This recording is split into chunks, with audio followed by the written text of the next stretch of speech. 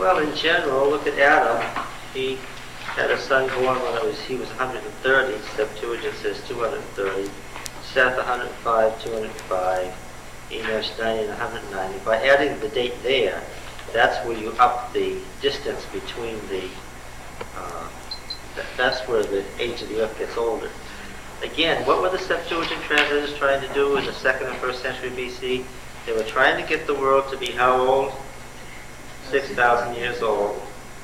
And they wanted to agree with Manetho's, who was Manetho, this Egyptian priest who had constructed the history of the world, and used the organized data from Egypt to show that the world was then 6,000 years old. And the Septuagint, obviously, working under the influence of Manetho's chronology, believing the world was 6,000 years old, believing for their own religious reasons that since the Messianic kingdom was going to come in 7,000 years and the world was about to end, that the world should be 6,000 years old.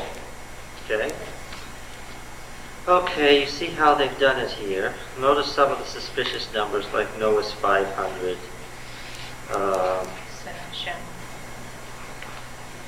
Look at the odd number 782. Do you notice that it's 782 in both places?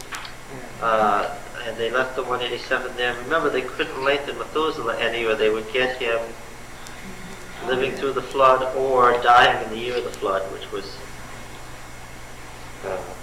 and then compare those. See, Noah has a son when he's 500. Shem dies when he's 500. Obviously, the second 10 generations are a comparison to the first 10 generations, right? In fact, we're going to see they're a chiasm. Okay.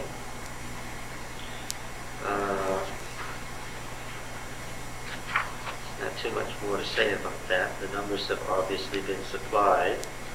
Let's talk about genealogies from genealogies were very common in the ancient world. Yes.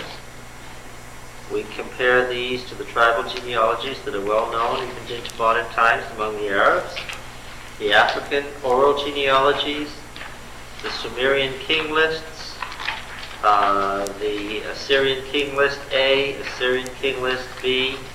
What do the folk genealogies show? Well, lineal genealogies have depth, right? They have depth. How deep are genealogies in general? Well, in general, studies in genealogy show that oral genealogies have an average depth of 10 generations. Some oral genealogies have been copied that have a depth of as high as 19 generations. Some oral genealogies have been copied with a depth of only 7 generations. The average depth is 10 generations. In the Amorite genealogies in the Western Fertile Crescent, 10 generations was the norm. And in fact, in the Sumerian King List and in the Assyrian King List, how many kings were there prior to the flood? Both East and Western Fertile Crescent. How many were there? 10. Now, the one King List has 10 and stops, and then the other one has 1, 2, 3, 4, 5. 1, 2, 3, 4, 5, 6, 7, 8, 9, 10. Now you look at the names here. In the other King List, it's 1, and then it goes 6, 7, 8, 9, 10.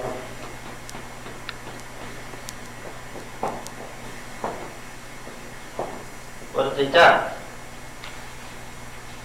They've added later names and did what? And omitted, and this is a standard procedure for oral genealogy. As the situation changes, or if you want to add your genealogy and your immediate ancestors to say, I'm the legitimate king, you add your provable immediate ancestors, right, say this guy was the son of this guy, whether he was or not, but that's going to require that you do what? If you maintain your normal depth of 10, you drop some out. And that is the real problem with Genesis 5 and 11 and determining how old the world is. It's a typical linear genealogy. Meaning what? Meaning that you cannot determine from the genealogy that A is necessarily the son of B. Especially since what? Son means Grandson, descendant, relative. yeah, I cut you off. Son, grandson, descendant, or relative. That's not necessarily true. The kings of Canaan were the sons of Pharaoh and are so described. Meaning what? Meaning they were his what? Vassals. Vassals. Yes, because the Semitic word son could also describe a clan relationship, a tribal relationship, an economic relationship, a political relationship. Doesn't mean blood at all. Right?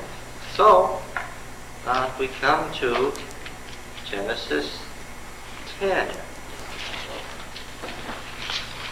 Genesis 10 is an intrusion into the text. What do I mean by that word? And how dare I just make that statement? Can you just make statements like that? There must be some reason. Well, I guess you have to look at what it's done before and look at the text on it.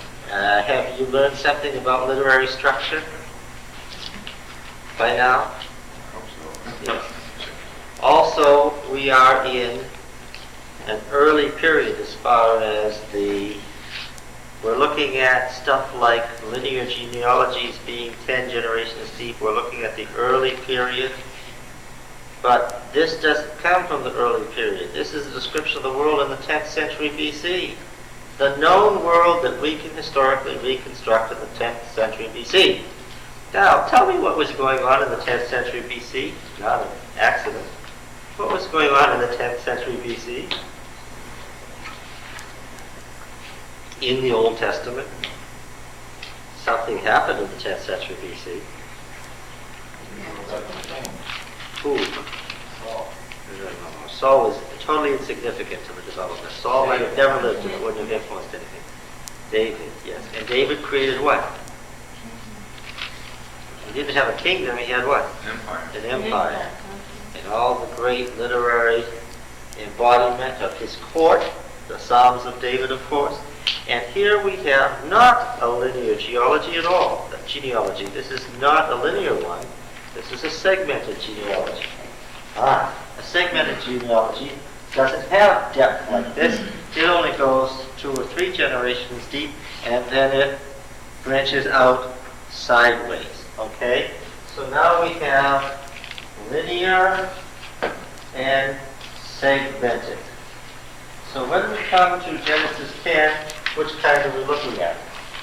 A segmented genealogy, very little depth, but breadth. See, a linear genealogy has no breadth at all. Any one of these guys might have had other children, but one.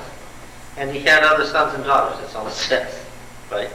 No breadth, but depth. Breadth, no depth. Okay? And what is Genesis 10? What is the formal title that we give to it? Genesis 10. The Table of the Nations.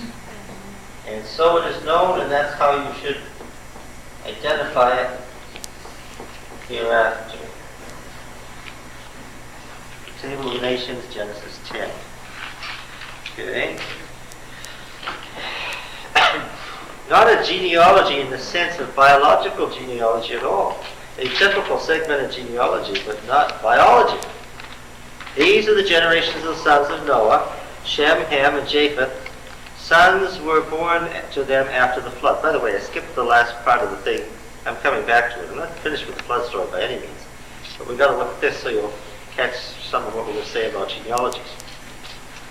Sons were born to them after the flood. The sons of Japheth, Gomer, Magog, Madai, Javan. See, there's Greece, Tubal, Meshech. These southern Russia, Tyrus. These aren't persons. These are what? Places. Yeah. What? What is that? What do you mean? What does it mean? I mean, the sons of Japheth were towns or countries? Countries, yes. Okay. It means that the descendants of Japheth formed these countries. Or the area where Japheth's children settled have these political relationships. Doesn't mean they were his descendants at all.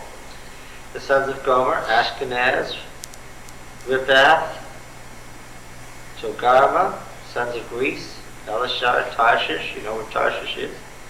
Kittim, that's Italy. Dodanim. From these, the coastland people spread. These are the sons of Japheth in their lands, each with his own language, by their families in their nations. The sons of Ham, Cush, which just means south, the word for Africa, right? Egypt, Put, that is Lydia, and Canaan. Now, of course, this is very significant in Genesis 9. So the Canaanites are what? Descendants of Ham. Yes. Now the sons of Cush are Sheba, Havilah, Septa, Raamah, Saptica, the sons of Raamah, Sheba, Dedan. So these are the Arabians. Cush became the father of Nimrod. He was the first on earth to be a mighty man. He was a mighty conqueror against Yahweh. No, not a hunter before Yahweh, a conqueror against Yahweh. Here, you have to read the Ugaritic text to know what it says. What do your Bibles say? Hunter before the Lord. Yeah, doesn't mean anything. The point is, he was the great conqueror who formed the first empire. Like Nimrod, a mighty conqueror against Yahweh. The beginning of his kingdom was Babel, Erech, Akkad, Calah, in the land of Shinar. So this is the founder of the Sumerian dynasty. From that land he went into Assyria and built Nineveh, Rehoboth, Calah, and Resen between Nineveh and Calah, that is the great city. Egypt became the father of the Ludim, Anamim, Rachamim, Naphtuhim, Pathrusim, Castohim, whence came the Philistines, though it's Crete, Captorim. Right? Perfect use of the word father, right? And son. There's nothing to do with biology here. Canaan became the father. What does it mean, Canaan became the father of Sidon, his firstborn? What was the greatest of the Canaanite cities when this was written? Sidon. So it really describes a political relationship. The greatest city-state of Palestine in the time when this was written was Sidon, the firstborn, which really is, firstborn is really a word for preeminent, isn't it? This is a political structure described in terms of a family. This is the family of the earth. Clear? And the Jebusites, the Amorites, the Girgashites. Now these are familiar because these are the tribes of Canaan that we see so often when we read Numbers, Deuteronomy, Joshua, Judges, Samuel. Right? Jebusites, Amorites, Girgashites, Hivites, Archites, Sinaites, Arvadites, Zemarites, Hamathites.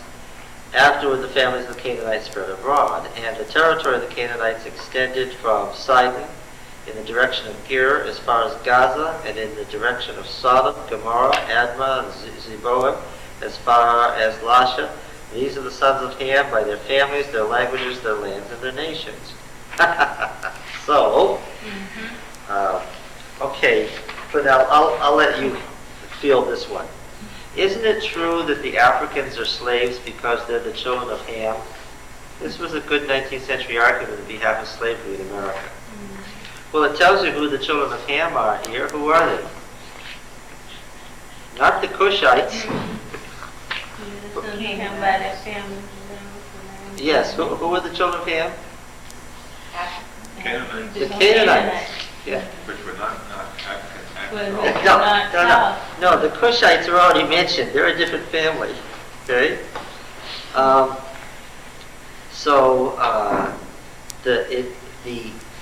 The Canaanites are the firstborn sons of Ham. And the curse on Ham then is the curse on whom? Canaanites. The Canaanites. Wouldn't you expect that? The Davidic Empire was just conquering them. They were the old enemy that needed to be conquered, the bad guys of Joshua. Alright. So how could the 19th century argument on behalf of slavery have been countered? By reading Genesis 10 right after Genesis 9 and looking at who the children of Ham were. Any of you ever heard that? The blacks, the Africans are the children of Ham? You haven't heard that? I think I've heard that, yeah. Oh, It's been years and years ago. But they didn't read it very well because, I mean, they just took Cush and Egypt out Yeah, and they left the didn't rest. read the whole paragraph. All right. To Shem also, the father of the children of Heber. All right, now you understand that the Semitic Heber is one of the patriarchs, but this is the root word for Hebrew. The father of the children of Heber, the elder brother of Japheth, children were born, the sons of Shem, Elam, Asher. Elam, of course, is what? The Elamites, Asher, Paxad, Lud, and Aram. The sons of Aram, Uz, Hul, Gether, Mash. Paxad became the father of Shelah. Shelah became the father of Heber. To Heber were born two sons. The name of one was Peleg, for in his days the earth was divided because, of course, Peleg means division. So it isn't a personal name at all. It's a description of a time period, which makes you wonder about these names, doesn't it? Because what do we have here in the second set? Shem, Arphaxad, Shelah, Heber, Peleg, right? The period of division. This is the time in which apparently the languages were divided. Okay. Joktan became the father of Almodad, Shelah, Hazer, Mavith, Jerah, Adoram, Uzal, Diklah, Obal, Abimael, Sheba, Ophir, Havilah, Jobab. All these were the sons of Joktan. So these are the Semitic tribes. And you can see that you're in the Arabian Peninsula. The territory in which they lived extended from Mesha in the direction of Sephar to the hill country of the east. Okay, all the way over to Iran. These are the sons of Shem by their families, languages, lands, and nations. So I see, okay, we've got the nations to the south coming up to the covenant land, that's Ham. We've got the nations to, of course, the sea is on the west. We've got the nations to the east, that's Shem. And we've got the nations to the north, that's Japheth. And who's in the center, of course? The covenant land is in the center, and the Davidic Empire is in the center. This is a statement of the political relationships of all the known nations of the ancient world in the time of the Davidic Empire. Okay. Why did they, and how those nations came to be, how they happened to be divided is the story of the Tower of Babel. This segmented genealogy and the Tower of Babel go together, because the Tower of Babel is the explanation of how they got divided into these nations. Right? It also makes the center of the evil empire Babylon. Right? If the good empire is the kingdom of David, the evil empire is that which is in Mesopotamia centered in Babylon. All right? It wasn't Moscow after all. Not then it wasn't. Baghdad. Yeah, but the Russians are going to bring a 200 million man army Well, down that's there. it. King of the North. Yeah, King of the North. Just read Ezekiel 38 and 39. I should start a 700 club here.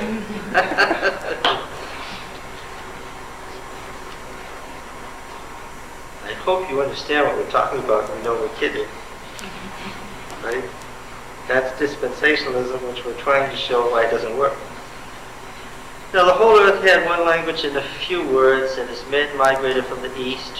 What do you mean from the east? Well, they were coming from the ark. They found a plain in the land of Shinar and settled there. Said to one another, "Come, let us make bricks and burn them thoroughly." Why could they burn things thoroughly? Because they had oil. They had brick for stone and oil for mortar. Right? Pitch. The pitch blende that oozes out of the earth in southern Iraq.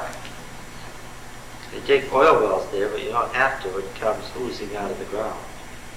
That's why they could build Babylon, because Babylon was on a low water table. The river there was all wet underneath the sand. There wasn't any stone around there, so they built brick. Well, why didn't Babylon just melt? Eventually it did, but why didn't it? They glazed the bricks, and that bright ceramic glaze they had was to hold the pot around. And how did they get that hot glaze? Well, it's for the same way that Nebuchadnezzar could burn the 3 Hebrews in the fire. Why were they famous for their heat and their use of fire? They burned Jerusalem, says, with fire. Well, how did they do it? Because they were used to fire. How did they get used to fire? Because they had pitch blende, because they lived where the oil was on the surface of the ground. Isn't that fun? All right.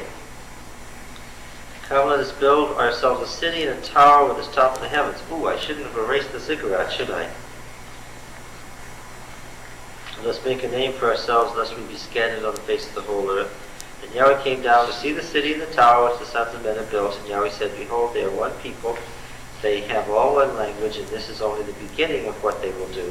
And nothing that they propose to do will now be impossible for them. Come, let us go down. Who's he talking to? He's talking to the sons of God, who still are divine beings and not the children of Seth. And come, let us go down, and there confuse their language, that they may not understand one another's speech. So Yahweh scattered them abroad from there over the face of the earth, and they left off building the city. Therefore its name is called Babel, because the Lord confused, which is Babel, the language of all the earth. And from there Yahweh scattered them abroad over the face of the earth. Then we pick up the other half of the genealogy. These are the descendants of Shem. When Shem, this whole thing interrupted a literary passage. Maybe you've forgotten that.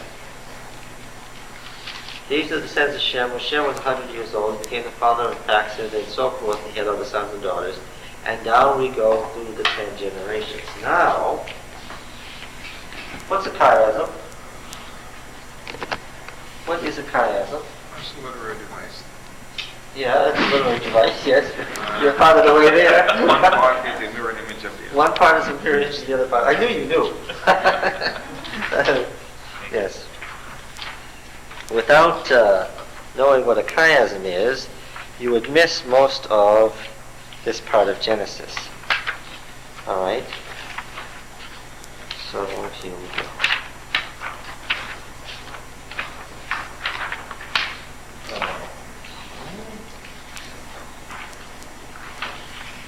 What's the number base? Ask the engineer. What's the number base for this part of Genesis? 10. Yes. 10.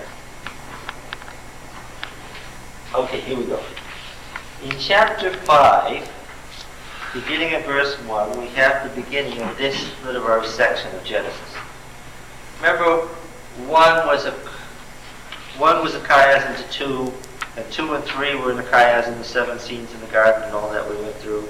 And then 4 was the deepening of 3, the double curse. In chapter 5, we get into a new literary unit, and here we have it. Adam, Seth, Enoch, Kenan, Mahalalel, Jared, Enoch, Methuselah, Lamech, Noah. Right? The build-up of the chiasm. And then, when we get to the 10th generation, the cycle is complete, and he wants to tell us something about, well, what does this bring us back to? Annihilation and recreation, right? Annihilation and recreation. Now, what happens in between here? First of all, chapter 6, verses 1 to 8. What is chapter 6, verses 1 to 8?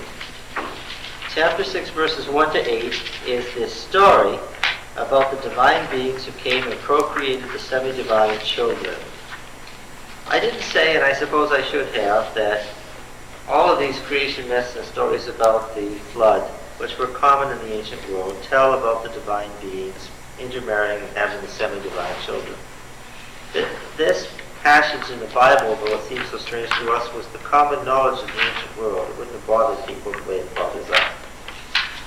Okay? Now that's the prologue, that's the setting, that's the opening, telling you why there's going to be trouble, and that trouble turns out to be the flood. Alright? And it's uncontrolled sexual crime that leads to a race of semi-divine beings that are out of control. Everybody clear on that? If you miss that point, if you say, oh, these are the children of Seth, you really miss the point of what is going on here. Now, in chapter 6, verses 9 to 12, we have the shortest of the scenes, the opening scene, stated very directly and cryptically. Obviously, in opening, these are the generations of Noah. Noah was a righteous man, blameless in his generation. Noah walked with God, and Noah had 3 sons, Shem, Ham, and Japheth. Now the earth was corrupt in God's sight, and the earth was filled with violence. And God saw the earth, and behold, it was corrupt, for all flesh had corrupted their way on the earth. Did you get the idea that the earth was corrupt? Why did you get that idea? Could he have said? No, this corrupt earth was very corrupt, you see. He's piling up that word because he wants to contrast this in the chiasm with the perfect world that Noah and his sons were to create when they came out of the ark. Okay. This corrupt, violent, lawless world is stated very pointedly and succinctly. Now what happens next? In the next scene, God determines to destroy the world.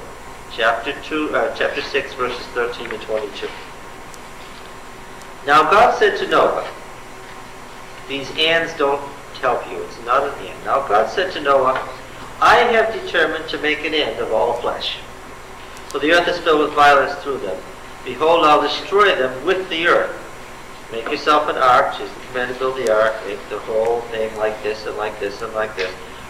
Verse 17, I will bring a flood of waters on the earth to destroy all flesh, in which is the breath of life from under heaven. Everything that is on the earth shall die. So I'll establish my covenant with you. You will come into the ark and take this so many of the animals and so forth. That is God's determination to destroy the world. And what is it balanced by? It's balanced by scene 9, which is chapter 8, verses 20 to 22. And what does God say there? Then Noah built an altar to Yahweh and took of every clean animal, every clean bird, and offered burnt offerings on the altar. And when Yahweh smelled the pleasing odor, Yahweh said in his heart, I will never again curse the ground because of man. For the imagination of man's heart is evil from his youth. Neither will I again destroy every living creature as I have done. While the earth remains, seed time and harvest, cold and heat, summer and winter, day and night shall not cease. So in the one scene you have what? God's determination to destroy the world, and in the other scene you have what? Yahweh, much more personal. Yahweh's determination never to destroy the earth, even though man is evil. Okay? 2 scenes are a mirror image. Alright, now in the next scene, chapter 7, verses 1 to 10, Noah is told to load the ark. Then Yahweh said to Noah, go into the ark, you and all your household, for I have seen that you are righteous before me in this generation. Take with you the 7 pairs and so forth. And Noah did all that Yahweh commanded him. And he was so many years old when he took all the animals in, 2 and 2, male and female. And after 7 days the waters of the flood came in the ark. So this whole passage is about loading up the ark and saving all the world. Okay, all the living beings that are going to be saved. What's it paralleled by? Chapter 8, verses 15 to 19. What goes on here? Then God said to Noah, go forth from the ark, you and your wife and your sons and your sons' wives with you. Bring with you every living thing that is with you, of all flesh, birds and animals, everything that creeps on the earth, that they may breed abundantly on the earth, be fruitful and multiply on the earth. So Noah went forth with his sons, his wife, his sons' wives, and every beast, every creeping thing. And what is this? The one is the loading of the ark, the other is what? The unloading of the ark. Now then, in chapter 7, verses 11 to 16, we have the 4th scene. The flood begins, and the flood surge begins. All right? In 600 years Noah's life, in the 2nd day of the month, on the 17th day of the month, on that day all the fountains of the great deep burst forth, the windows of the heavens were opened, the rain fell on the earth 40 days and 40 nights. The very same day Noah's son and certain 3 wives entered the ark. Now this is a slight discrepancy with the preceding passage where it was 7 days. But as I say, the Yahwist and the Elohist were not identical in these matters. And every beast according to sign, all the cattle and everything that were of every sort, they went into the ark, and they entered, and went as God commanded, and Yahweh shut him in. Okay, the flood begins. So in this passage, the animals and man are safe within the ark as the flood begins. In the 7th scene, chapter 8, verses 6 to 14, what is happening here? At the end of 40 days, Noah opened the window of the ark which he'd made, sent forth a raven, and it looks for the waters, and the waters are still there. And after another 7 days, he looks again, and after another 7 days, and finally, In the 601st year, the first month, the first day of the month, the waters were dried from off the earth. What's happening here? In the one, the flood is beginning and the water is starting to rise, and in the other one, it's ebbing and the earth is drying up. Okay? Now obviously you know that in every chiasm, where's the most important part? In the middle. Yes, in the middle, right? You all seem to understand how a chiasm works. The center scene is the most important. Now with 10 scenes, you don't have a center scene. So what do you have? The apex is these two scenes that are parallel to each other, and we've got to look and see what they are. In chapter 7, verses 17 to 24, the world ends in a cosmic flood. Right? And what does it say here? The flood continued, and you notice when you read these as separate scenes, you can see how they are separate scenes. They have little separate statements that begin with a beginning and end with an ending.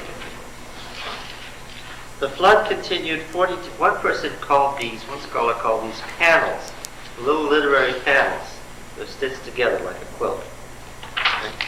The flood continued 40 days on the earth, and the waters increased and bore up. Actually, they surged up and bore up the ark, and it rose above the earth. The waters surged.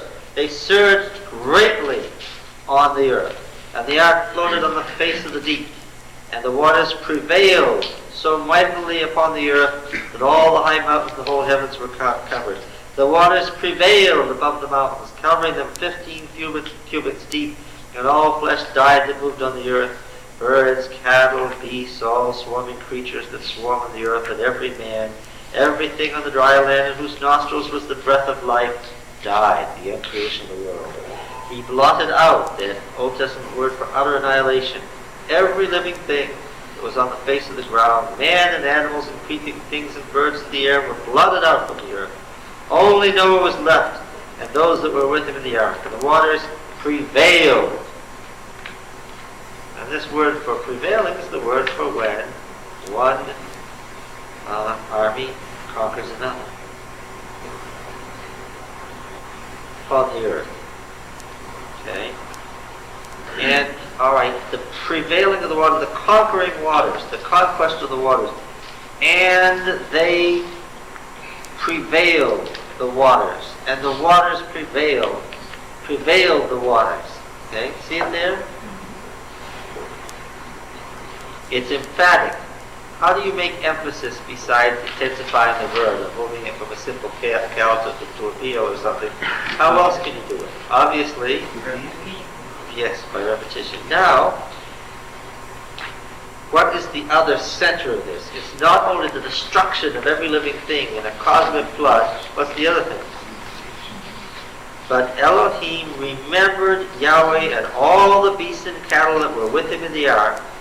And Elohim made a great wind blow over the earth, the beginning of creation. Right? Genesis 1:1. And the waters subsided. The fountains of the deep and the windows of heaven were closed, and the rain from the heavens was restrained. The waters receded. It's all the same word. From the earth continually. At the end of the 150 days, the waters abated. The waters surged. The waters conquered. And then what? The waters abated. Yes. It's at scenes 5 and 6 that the real tempest is raging. And then what is the turning point then? The moment that God what? That God remembered. Yes. Those are the words at the center of the chiasm. God remembered Noah.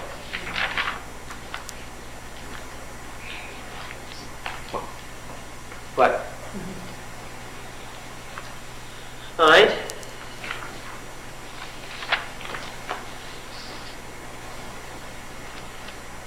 Any question about, well, we didn't really read the 10th scene, did we?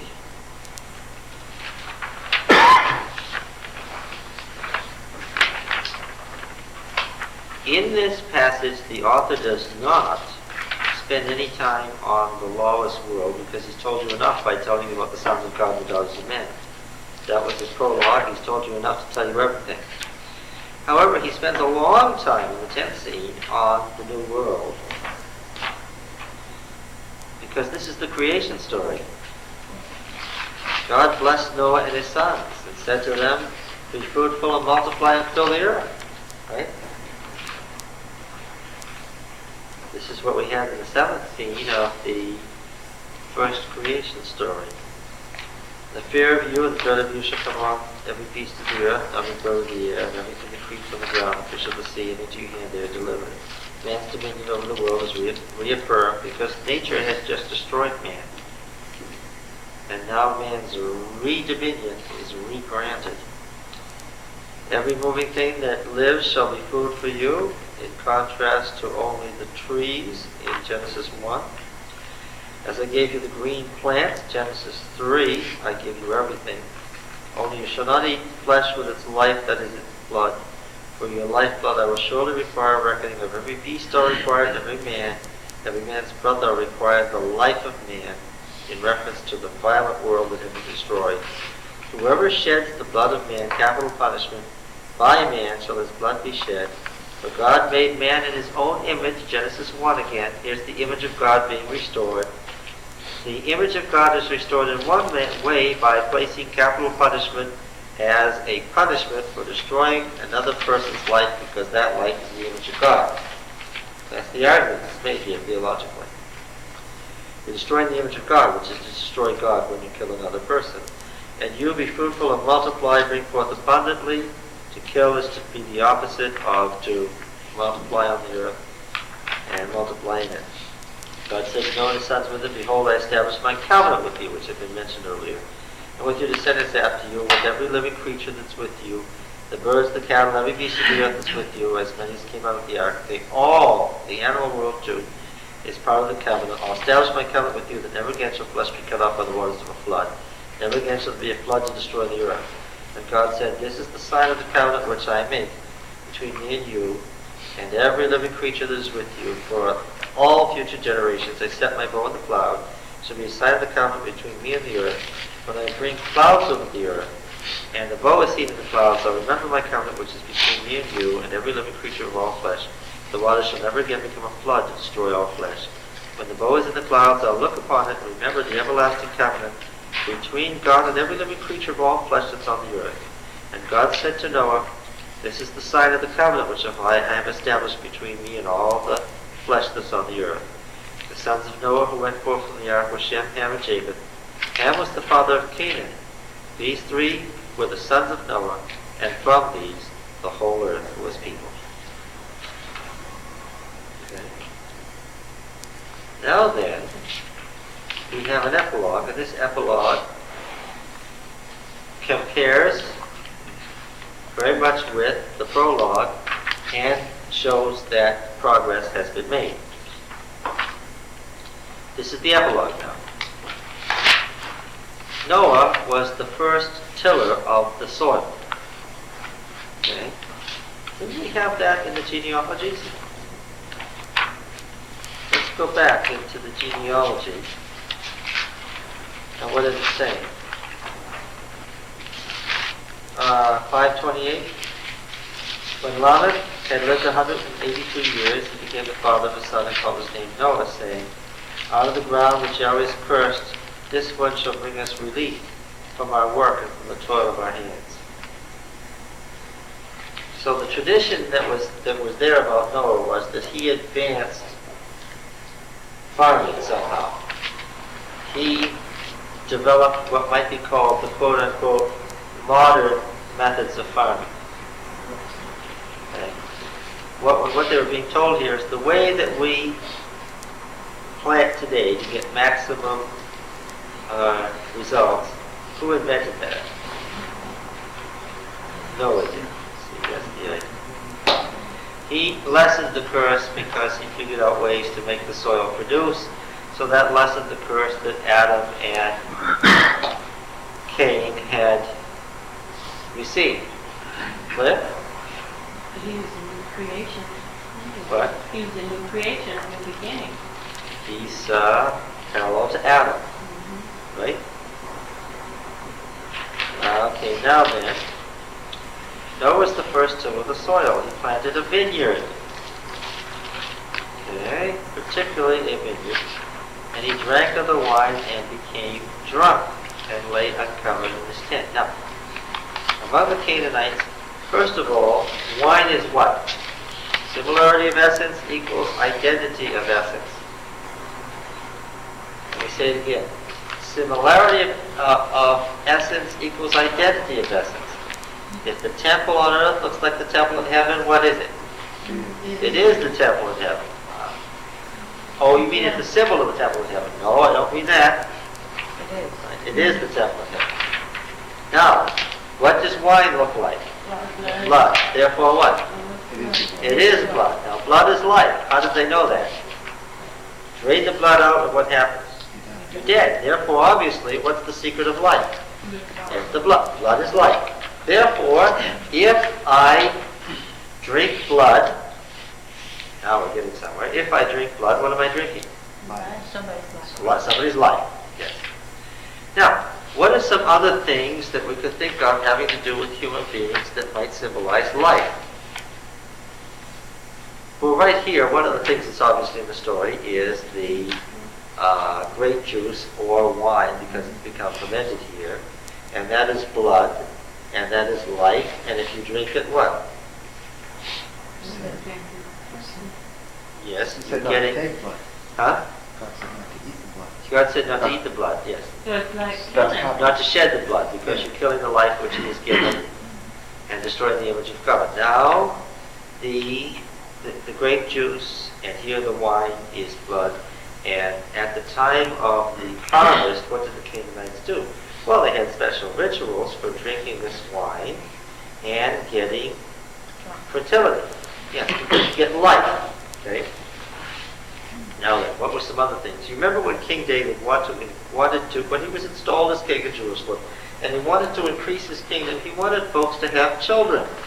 And it was in the spring, which was the time of lambing, and it was a good time to have children. He gave them raisin cakes. Remember that? That was a good Canaanite fertility symbol. Good thing. Well, see, I have to use the word symbol because we're Westerners, we're Greeks, right? We think like the sons of Jacob. So when I say it was a good Canaanite fertility symbol, they didn't see it as a symbol. What did they see it as? The life that had gone down into the grave, what? Was returned through the grapes, and of course, raisins are just dried grapes holding the fertility of the grape in there. And so when you eat raisin cakes, what are you doing?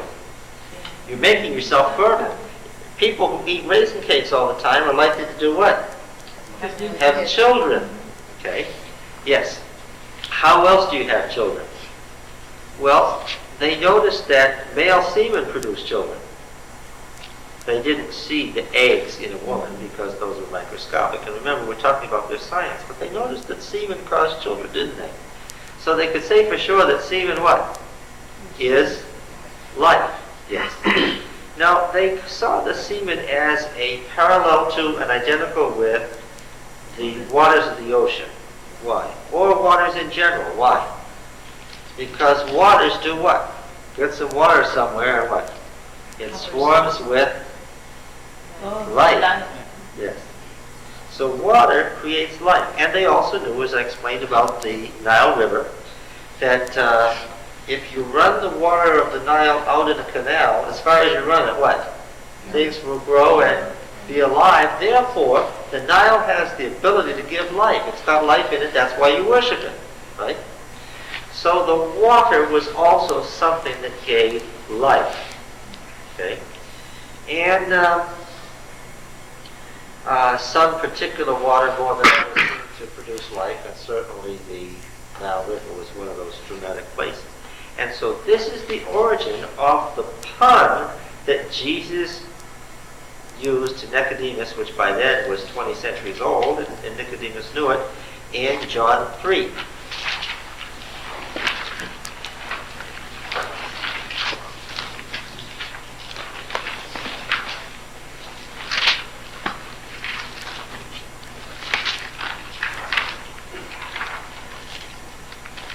There was much water when John was baptized, it says in John.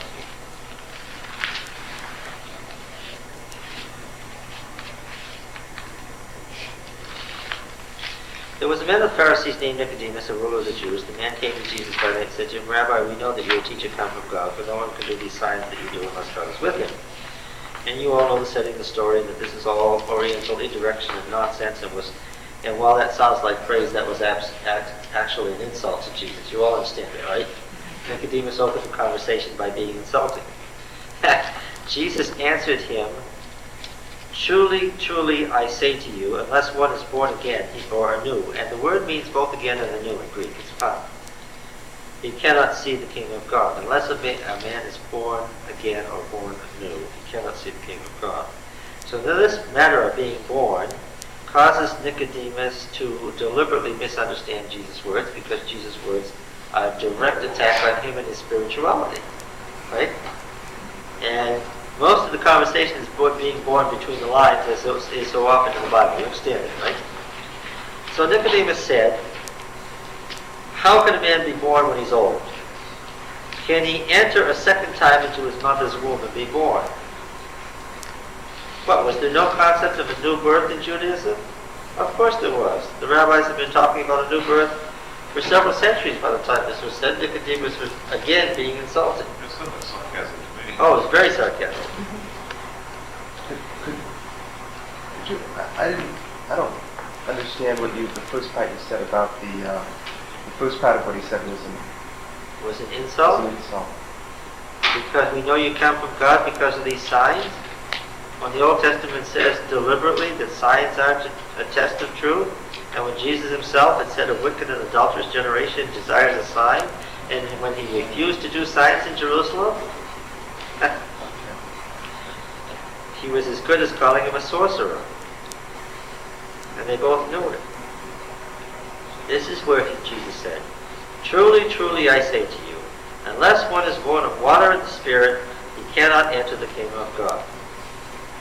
Now here's a double pun, because the water here is the water of baptism, isn't it? But it's also, he's talking about being born of water and the Spirit. He's talking about being born the first time and being born the second time. Being born of water is being born of semen. And being born of the Spirit is being born spiritually. He's talking about physical birth and spiritual birth. Okay? So when Jesus says born of water, he means semen, and he also means the water of baptism. And when he says of the Spirit, he means the Spirit, the breath of life which keeps you alive physically, and he also means the Holy Spirit. It's a double pun, and it was intended to be a double pun, and it was understood as a double pun. The whole book of John is like that. When Jesus is talking, he's talking at multiple levels. Okay? Now then, what has all this to do with where we're at? Now remember, this whole passage here has to do... this epilogue that we're reading is a parallel to the uncontrolled sexual crime that led to the flood. You understand that? So obviously we're dealing with a sexual crime. Is that clear to you? All right. And this sexual crime results in the curse on Ham. But not really Ham, Ham's son, Canaan. So this whole passage is really a polemic against who? Against who? The Canaanites, yes. So now, the author expects you to know something about the Canaanite religion, right? And he's not going to tell you now, here we are in the 15th century BC, and what the Canaanites do is that in the spring when they have a fertility ritual, the children have oral sex with the father and swallow the father's semen. Does he have to say that? No, that's a little gross, see? So what's he saying here? He tells you enough so that there's no question as to what's going on, but he doesn't get gross because that's not the nature of the Bible writers. They don't describe in detail the nature of the crime. He drank wine and became drunk, and he lay uncovered in his tent. And Ham, the father of Canaan. This isn't just Ham, who is this? This is Ham, the father of Canaan, right? And therefore the father of all the Canaanites who do this sort of thing. And what's he saying? And when Ham did this, and through him Canaan, God did what? God cursed him. Okay? Therefore, Ham, the father of Canaan, saw the nakedness of his father. Now that sounds pretty innocent, doesn't it?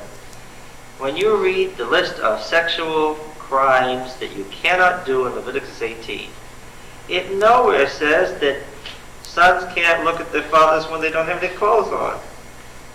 Or that fathers can't look at the children when they don't have any clothes on.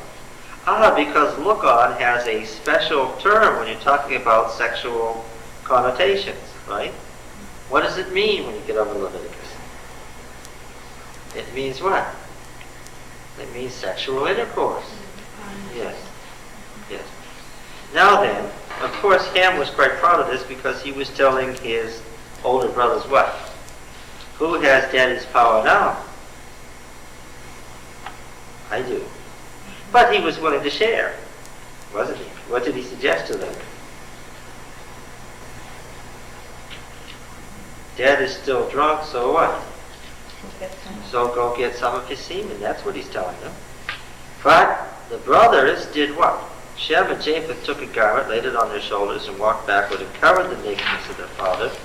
Their faces were turned away, and they did not see their father's nakedness. When Noah awoke from his wine and knew what his youngest son had done to him, he said, "Cursed be Canaan, a slave of slaves," right? The epitome there, "shall he be to his brothers." Now this is where slavery got its defense. "A slave of slaves shall he be to his brothers." He also said, "Blessed be Yahweh my God by Shem, and let Canaan be his slave. God enlarge Japheth, and let him dwell in the tents of Shem, and let Canaan be his slave." So what's the position of the Canaanites vis-a-vis the children of Shem? They're supposed to be their slaves. So therefore what? What will happen then to the Canaanites? It's a polemic against them. What will they be? They will become our slaves. Yes. After this, Noah lived 350 years, round number. All the days of Noah were 950 years, and he died. Now, in the epilogue, is that any better than the uncontrolled sexual crime that caused the flood? Yes, it is. Why? In the prologue, the crime was uncontrolled and not stopped, right? But in the epilogue, God cursed Ham, but the brothers cooperated. They would have nothing to do with it, right? So the curse making the commission of the crime the slave, and the other brothers being rewarded for stemming the tide rather than a new world where the world is out of control again immediately, right? Is saying in the epilogue, has the flood helped? Yes. Yes. By 2/3. Yes. And in fact, see, this is the justification for the destruction of the Canaanites. By doing this, Ham says what? And thereby Canaan, that he's part of the world that was destroyed and should be destroyed. And so what do you have? The command is to do what? Destroy the Canaanites. Yeah. Clear? Wow, you say? Yeah. There's a lot in that, isn't there? What about the other descendants of Ham? He's not interested in the other descendants of Ham. He's interested in who? In The who? ones that are... He's interested in the Canaanites. Okay? It's their religion that's being attacked here, and it's their methods that have God's curse that causes them to be first a slave and then what? And then destroyed. So apparently the other descendants didn't have the same problem. Didn't have what is... Well, yes, we don't know all that there is to know about the ancient world because only 15% of the cities in the Middle East have ever been excavated, and of those cities, approximately 15%, we guess because that's what we know about it, of known sites, and of those, only 3% of their area have been excavated. So where are we at? That's small portion. Yes, we have a tiny, tiny, tiny, tiny little fraction of the ancient world. So we can't be too sure that we know everything, but we know that the Canaanites really did do this, and they really did have a fertility religion that was total, right? You see, if you have to say in Leviticus 18, where are we?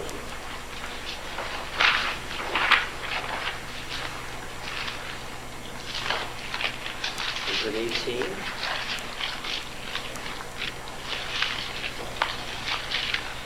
Yeah.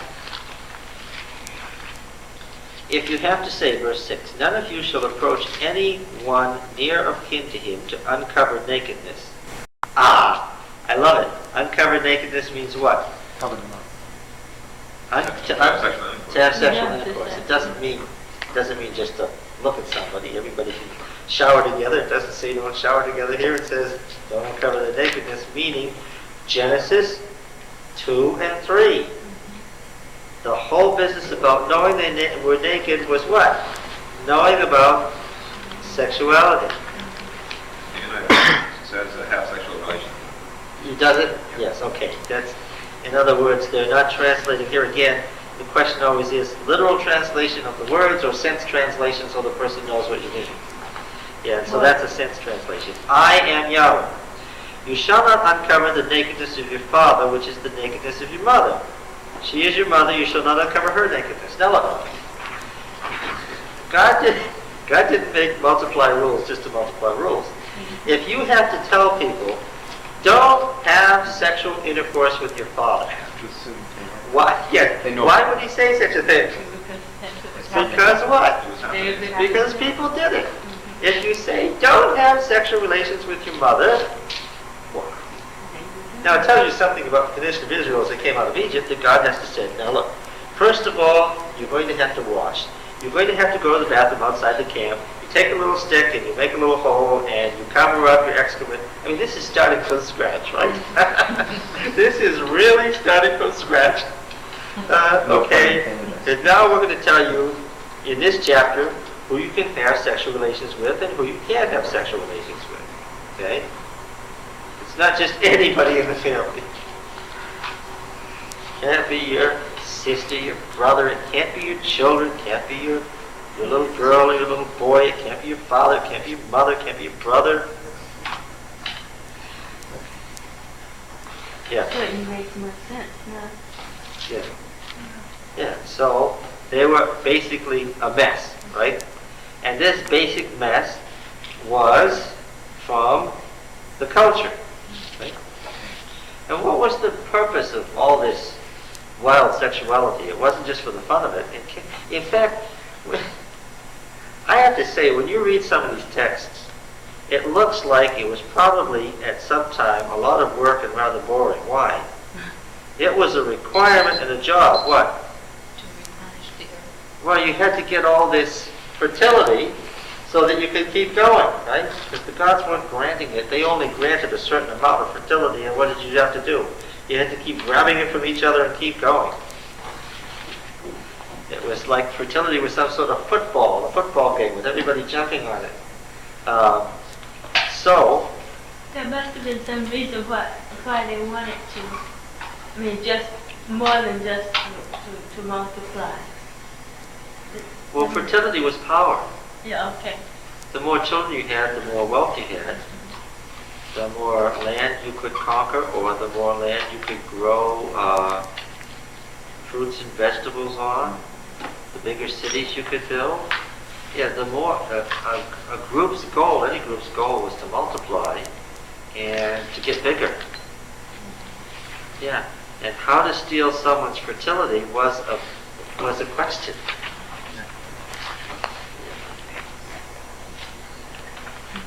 Can you imagine living in the world where you had to even guard your fertility from somebody getting ready to steal it at any moment? Yes, that was the world of Canaan. All right, now then. Now this is how I can say then that we just sort of blandly say off the top of my head that chapters 10 and the first half of 11 down to the end of the Tower of Babel are an intrusion. Look at your sheet here. Look at the sheet, right? You have the 10 generations prior to the flood. And then you have the flood chiasm. And I represented the flood chiasm by just a triangle, and I put in parentheses above because that's this big thing up here. I couldn't get it all on the one sheet of paper. Okay? Then you have the 10 generations after the flood, and chapter 10, 1 to 11, 9 messes it up. Right? It's right in the middle of this great literary unit of 10, 10, and 10 comes this this thing about this segmented genealogy about the Table of the Nations and how they got that way in the Tower of Babel. Coming from a later period, coming from the time of David. So what can I say? I can say that the scriptural editors, probably at the court of David, when they put this all together, took this segmented genealogy about the world as it now is, and the Tower of Babel, how it got there, and they had to put it somewhere. And they decided to put it right after the flood, right? Because the Tower of Babel story and so forth, right? And they inserted it into the pre-existing literary structure here, which is messed up by its insert. It's still scripture, right? It tells us about the world as it was at David's time, but it doesn't do anything for the structure of the story. Of course, look at the we're going to come to the second set of 10 now. From the family of Shem, we have, now this is another linear genealogy, Shem, Arphaxad, Shelah, Eber, meaning Hebrew, Peleg, Reu, Serug, Nahor, Terah, Abraham. Now what happens in the 10th generation? The world is what? The world degenerates and the world is what? Is destroyed. Right?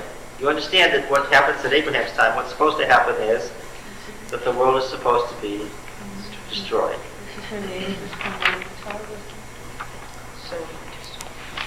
Okay, so let's look at this. 11:10.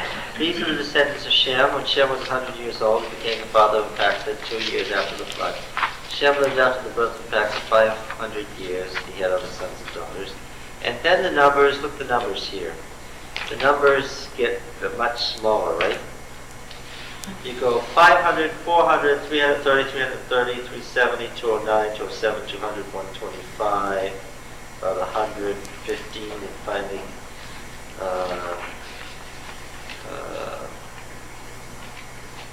110.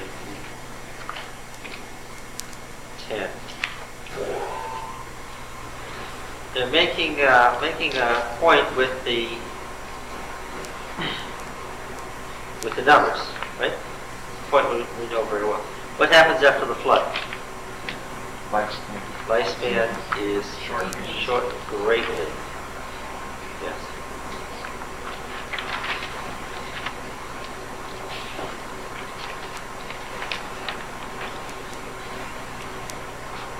Now these are the descendants of Terah, 27.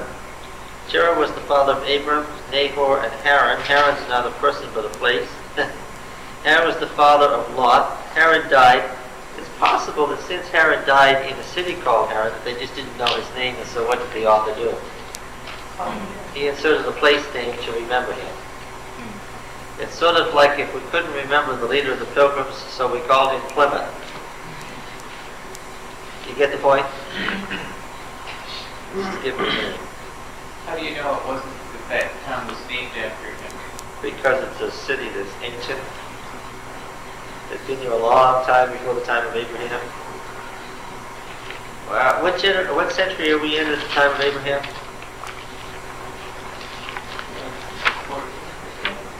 No. 15th century is the Exodus. No, so another 400 years before that. That's right. So, the 19th century BC.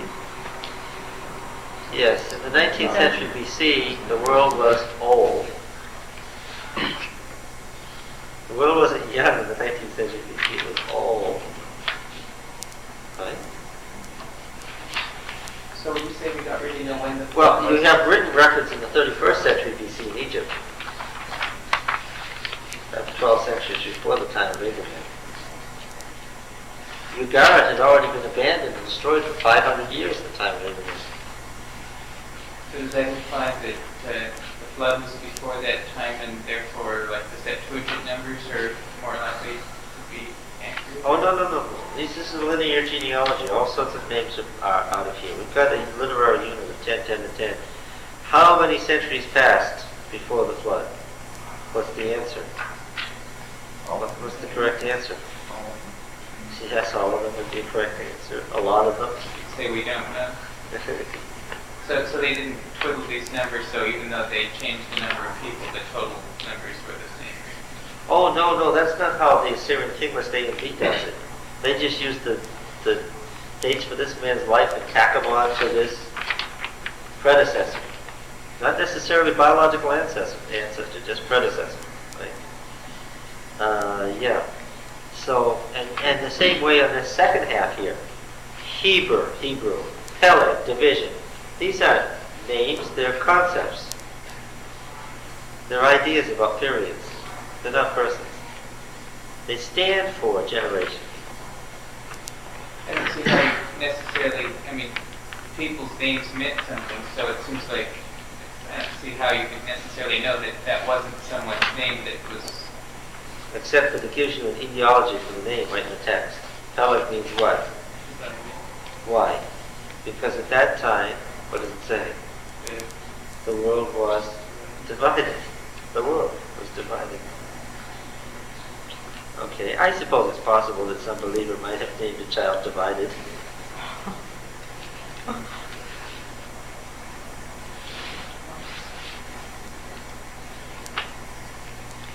Verse 29, and Abram and Nahor took wives. The name of Abram's wife was Sarai, the name of Nahor's wife Milcah. The daughter of Haran, the father of Milcah and Iscah. Now notice that's cousins. Now Sarah was barren, she had no child. Terah took Abram his son, and Lot the son of Haran, his grandson, Sarah's daughter-in-law, and his son Abram's wife, and they went forth together from Ur of the Chaldeans to go into the land of Canaan. When they came to Haran, they settled there, and the days of Terah were 205 years, and Terah died in Haran. Notice it's a place name, not a person's name. Alright, so now what do we expect? We come to the 10th generation and we expect destruction. Alright? Chapter 12. When you come to the end of chapter 11, you come to the end of what is known as the primeval history. In the Old Testament. Genesis 1 to 11 is the primeval history. Now we've come to a personality, a known personality, known dates. We can know what Palestine was like in the 19th century BC. Some of it's been dug up. Abraham keeps talking to Abimelech, the king of the Philistines, before there were any Philistines. It's one of the things that's been noticed.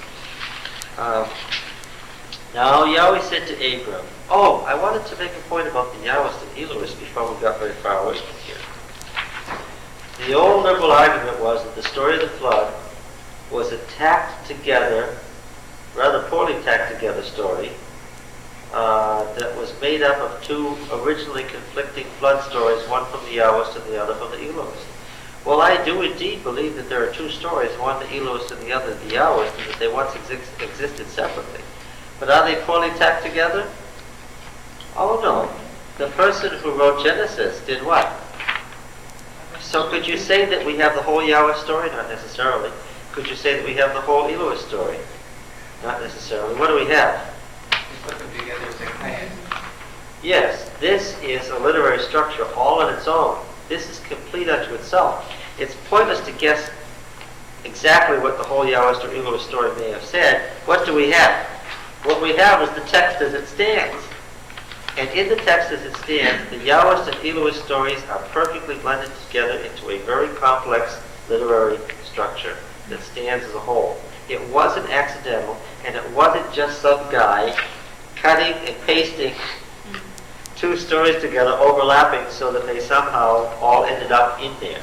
That isn't it at all. Right? It's much more complex than that. So it's silly to try to argue that the Yahwist and the Elohist don't agree, or that they have discrepancies, or that they can't be the same, or that this is bad editing or something. This isn't bad editing, this is writing. Right? Now then, here we are to Yahweh again. Yahweh said to Abram, go from your country and your kindred and your father's house to the land that I will show you. Notice that he's in Ur, in Mari, in the northern Fertile Crescent, in what is now northern Iraq. That's where he's living, and has been there for some time. He hasn't been to Ur, the Chaldees in southern Mesopotamia in a long time. Right? So the land that I will show you, and I will make of you a great nation, and I will bless you and make your name great, so that you will be a blessing. I will bless those who bless you, and him who curses you will I will curse, and by you all the families of the earth will bless themselves. Sounds simple, it's very complex. Now, first of all, a comment about the political situation. It happens that people from Mari were, in fact, at this time migrating west into Palestine and settling there because the Western Fertile Crescent was moving around into Palestine, taking possession of this mostly empty area and, to a certain extent, trying to seal it off from the Egyptian Empire. Abraham is called an alien resident further on. He has moved in as a representative of his people. He's also called a prince. So Abram fits a pattern in the 19th century of princely figures taking whole tribes with them and moving in a tribal way into Palestine and settling there and making Palestine Amorite. Amorite just means from Mari, from the Western Fertile Crescent. Okay? Not Babylon, Eastern Fertile Crescent, but Western Fertile Crescent. Is it all clear? Now, so when Abraham went, I'll call him Abraham, he didn't go with just himself, or just himself and his wife, his nephew. What do we have here? This is a movement of what? A tribe. This is a tribal movement. This is a tribal leader. Right? Because these genealogies correspond to king lists. You're supposed to understand these as royal figures all the way through. Okay. Now then, about the threefold blessing on Abraham. Remember the threefold curse on Adam? Now we have the threefold blessing. And that brings us to these political relationships in the ancient world that were based on Suzerainty treaties. What are suzerainty treaties? Well, they're not parity treaties. That's not a very good definition, is it? What's a parity treaty? That's pretty obvious. What's a parity treaty? Between two equals. Right? Yeah, it's a treaty between equals. Maybe the emperor of the Hittites and the emperor of the Egyptians will sign a parity treaty. Or maybe they'll sign a double suzerainty treaty. In the suzerainty treaty, somebody's the suzerain. What does suzerain mean? Just a technical term for overlord or master.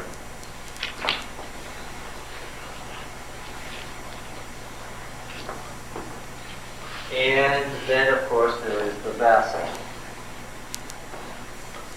Now, to be a vassal in the ancient world meant to have no existence in and of yourself. Okay, this began with the city-states of southern Mesopotamia. So let's draw the river. Which river do you want it to be? The Tigris? Okay, I'll make it go more straight like that. If it's going to be Euphrates, we go this way. Okay, here's the Tigris on its way to the Persian Gulf. And here's a city-state. And not surprisingly, just upriver, what else is there? A city-state, and eventually they meet and their territory clashes there. Okay? For convenience, these city-states are known as A, B. After all, the alphabet began there, we can use A and B, right? Now then, in the course of time, this is a Friday night bedtime story. Once upon a time, in the course of time, city-state A and city-state B clashed, and they couldn't solve the problem, so what did they do? They had a war, the first of many, along the Tigris, right? And who shall win? Who shall we have win tonight? B. B, okay? In the course of time, B came in and scattered A's troops, and B, the king of B, won. Now, King B now has a problem. No telecommunications, no fax machines, no telephones, there's no television, right? No way to command your troops in city-state A. You can't be there and go back and be the king of B, right? This is a problem. This is a real problem.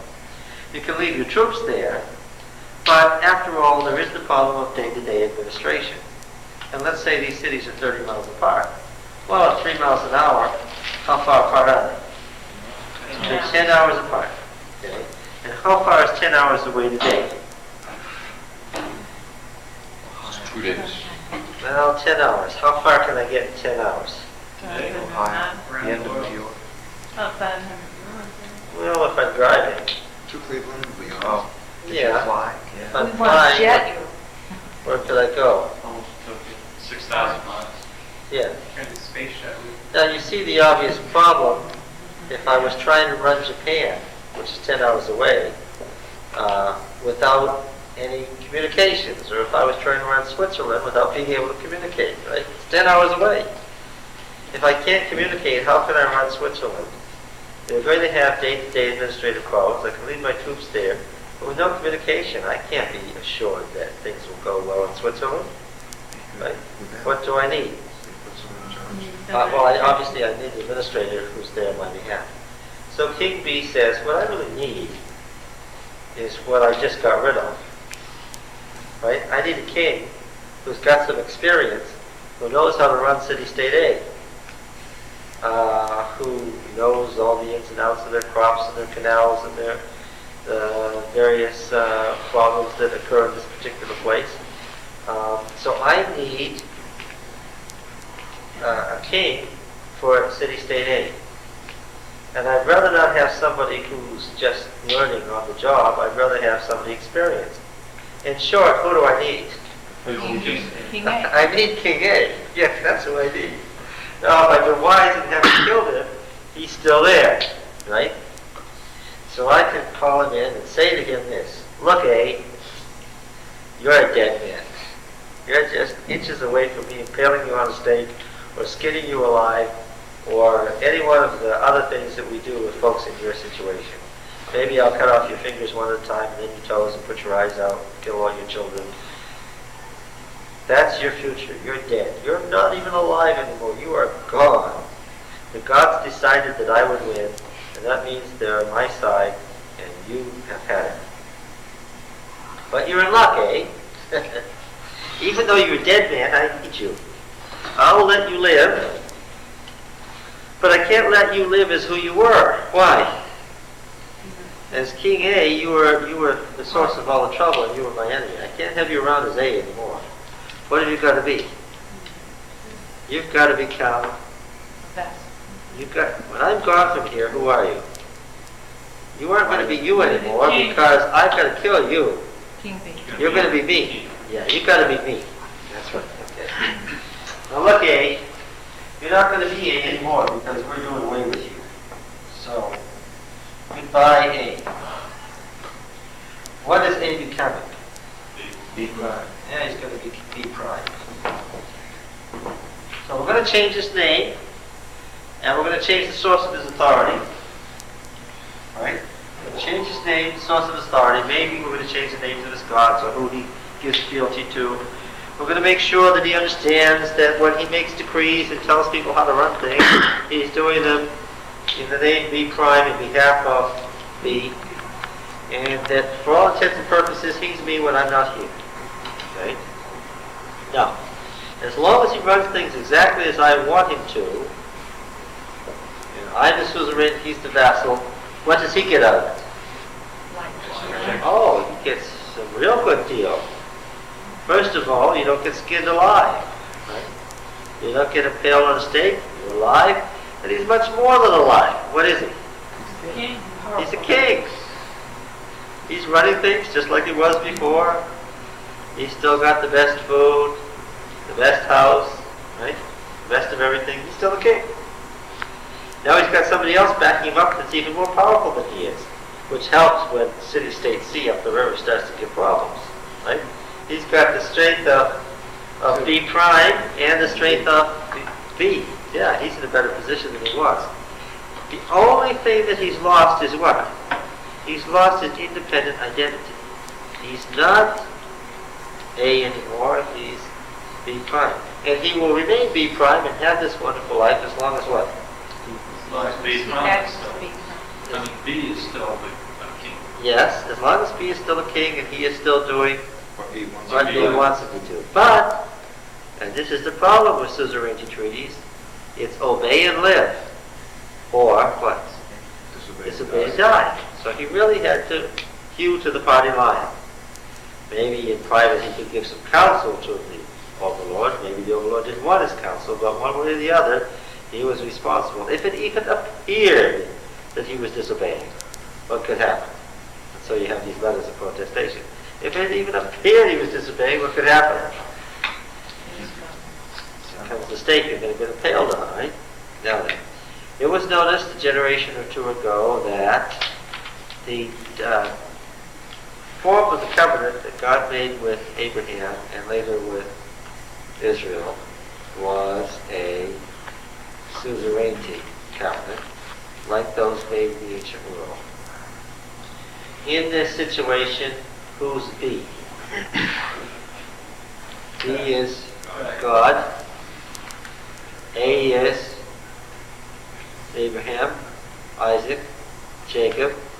The name is changed to Abraham or to Israel, right? And the person stands what? In the place of God, I must do exactly as he wishes or else he's done for. That's the Suzerainty Treaty. Now in this treaty, it is spelled out what the blessings are to the king if he obeys and what the curses are if he disobeys. And so you get the blessings and curses that you have in the Old Testament. And here we have only blessings. Go from your kindred, your father's house, to the land that I will show you. There's an order. And I will make of you a great nation. So Abraham certainly intended to found a city and become a king. Right? Because in those days, to found a great nation meant to found your capital and, yes, set up your rule. And I will bless you and make your name great. Now, I'll remember the function of the word, of the name. What is the name? The name is the person's essence or the person's ability to survive. And as long as the name is there, what? The person is still present. Make your name great so that you will be a blessing. I will bless those who bless you, and him who curses you I will curse. Typical suzerainty talk. And in you all the families of the earth shall bless themselves. Alright? The triple blessing on Abraham. So what has he promised? What is it? Power. Okay. The nation, the name, and the blessing on all the world. The priestly or intercessory role of blessing the whole world. The name, the nation, and the blessing on the world. Remember it. I'm going to ask you later. What's the triple blessing? The name, the nation, and the blessing on all the world. It's more the word center too. It's the ultimate prize. It's immortality. Yes, it's immortality because of the name. So Abram went as Yahweh had told him, and Lot went with him. Abram was 75 years old when he departed from Haran. Abram took Sarah his wife, and Lot's brother's son, and all their possessions. Lot, his brother's son, is his what? In case you missed it. Nephew. Of course his brother's son is his nephew. Come on, folks. Lot, his brother's son, is his what? What? His son. His son. Thank you. I used to sit and go, harumph, I don't understand. He has no children, and the nephew has no father, and in ancient world relationships, what does that mean? Lot was his son. Okay. possessions which they had acquired, and there's the use of the word Canaan, to get, from Canaan, from Cain. By the way, Canaan, the name Cain and the name Canaan are the same name. It's just the reduplication of the end. Is this important? Do you think that the author wanted you to identify Cain with Canaan? Yes, because what was it? Cain was cursed with the mark and driven away, and then through him, Canaan was cursed. So you Canaanites, what are you? Yeah, you're the people who murdered your brother. You're the people who stole your father's fertility. You're the people that God said will be the slaves of everybody until you kill. Do you think they really despised the Canaanites? Well, the author of Genesis did. All right. And they went to the land of Canaan. Now, isn't that funny, the land of Canaan? Remember, it's especially ironic because earlier, the land of Canaan is the land where Cain has wandered off to when he's driven away from Eden. Right? The land of the murderers. And now the land of Canaan is the land of the one who stole his father's fertility. Now let's see. When they had come to the land of Canaan, Abram passed through the land to the place at Shechem, the oak of Moreh. Now the place, makom, is a word for temple, or temple site, or holy site, or sacred site. They had these sacred sites. So place, I mean, that doesn't begin to get it in English. He went to a certain place. That doesn't mean anything. He went to the sacred site by this sacred oak at Moreh. Okay, so this is a sacred grove of the Canaanites. All right. At that time, the Canaanites were in the land. What does that tell you? That comment tells you a lot. At that time, the Canaanites were in the land. When this story was finally written down and edited and incorporated into the book, what? The Canaanites weren't in the land anymore. You can tell that. Then Yahweh appeared to Abram and said, "To your descendants I will give this land." So he built there an altar to Yahweh who had appeared to him. Thence he removed to the mountain on the east of Bethel. We don't know why it's called House of God yet, because that story hasn't come up yet. And pitched his tent with Bethel on the west and Ai on the east. And there he built an altar to Yahweh, and called on the name of Yahweh. And Abraham journeyed on, still going toward the southern desert. Now, there's some theology here. It's very, very interesting. While the gods were cosmic in Egypt and Mesopotamia, and while they had cosmic functions, they were worshipped in particular places. Right? If you wanted to see the Baal of Hadad, you'd better go to Damascus. Why? Because Baal revealed himself as Hadad where? At Damascus. Gods were the gods of places. Okay? Now you might find that Baal had revealed himself under some other guise at a different place. Right? But nevertheless, you couldn't worship the same God in the same guise in different places. Why? Their power was exhibited in particular places only. If you wanted Baal Hadad's protection, what did you better do? You better stay in the environs of Damascus. So now, what you have here, and it's taught even more clearly in the sanctuary, is that Yahweh is not the God of a place, but what? In this case, he's not the God of a people, but what? He's the God of a person. It's a personal God. And you have the idea that wherever Abraham goes, what? Yahweh is there, and he can worship him there. In all these sacred places. Now there was a famine in the land. So Abram went down to Egypt to sojourn there, for the famine was severe in the land.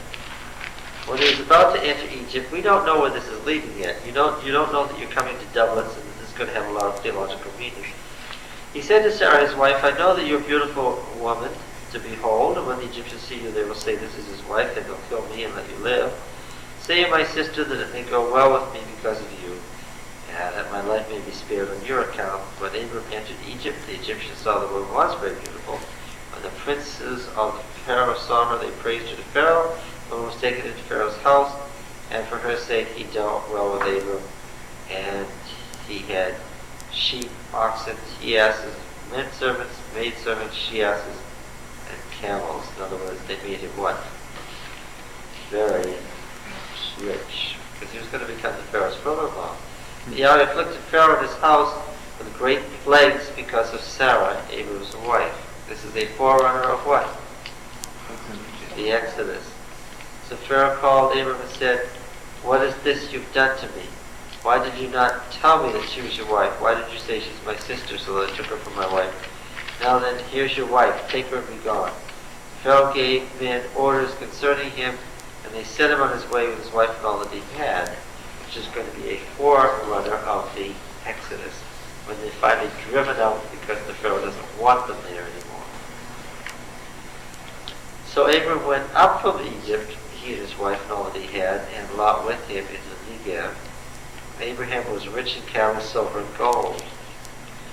He journeyed on from Negev as far as Bethel, to the place where his tent had been at the beginning, between Bethel and Ai, the place where he made an altar at the first, and there Abram called on the name of Yahweh.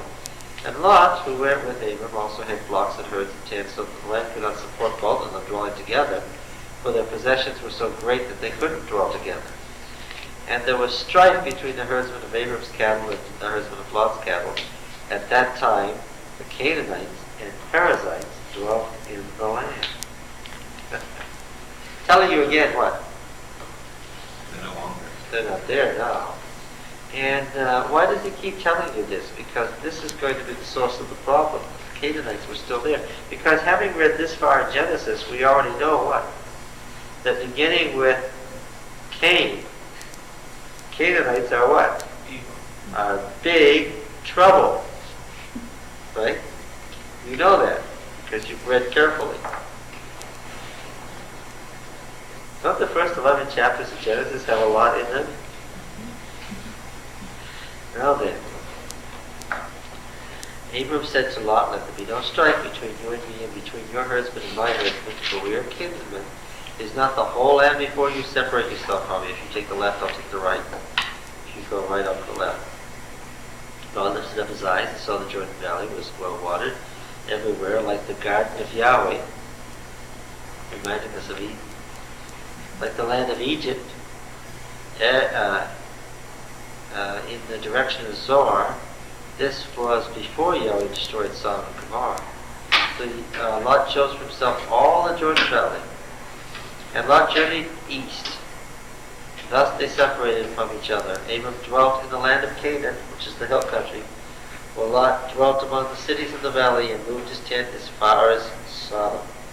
Now the men of Sodom were wicked, great sinners against Yahweh. This makes me think of the conqueror who was a great conqueror against Yahweh. Yahweh said to Abram, after Lot is separated, lift up your eyes and look from the place where you are, northward, south, east, and west. For all the land which you see I'll give to you and your descendants forever. I'll make your descendants as the dust of the earth, so that if one can be counted the dust of the earth, the descendants also can be counted. Arise, walk through the length and the breadth of the land, for I will give it to you. So Abram moved his tent and came and dwelt by the oaks of Mount Ray, which are at Hebron, and he built an altar to Yahweh. Now, of course, we're going to find out that by the time Abram has made his whole circuit, how big is the land? Well, it goes from the river of Egypt, which is where the Suez Canal is now, to the great river, the river Euphrates. Right? And this corresponds to the size of the empire of David. Right? So that today, when the Jews speak of Greater Judea and Samaria, the Arab nations go crazy. Yeah. Why? When the Prime Minister of Israel says Greater Judea and Samaria, why do the Arab nations say Israel is an aggressor that has expansionist goals and has ever since it was founded in 1948? Because they've added the Gaza Strip down to the river of Egypt, haven't they?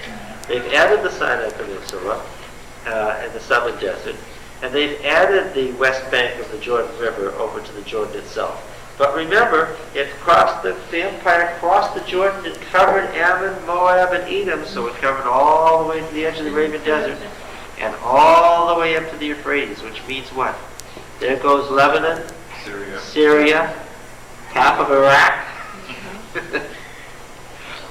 Have these nations missed that?